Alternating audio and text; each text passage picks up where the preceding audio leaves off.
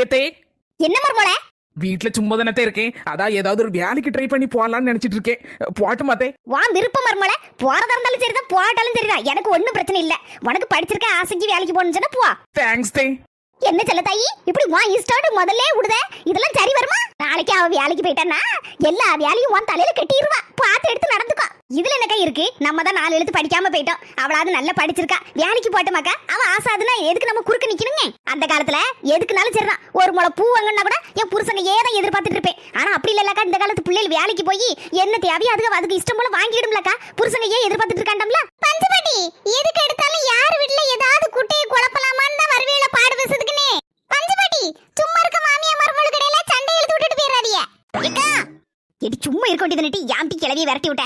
ஏம்மா, இப்படிப்பட்ட ஆளுகிட்டலாம் நம்ம பொறுத்து போனோம்னு வச்சுக்கேன், நம்ம வீட்டு விஷயத்துல தலையிட்டு அதுக்கப்புறம் நம்ம வீட்டு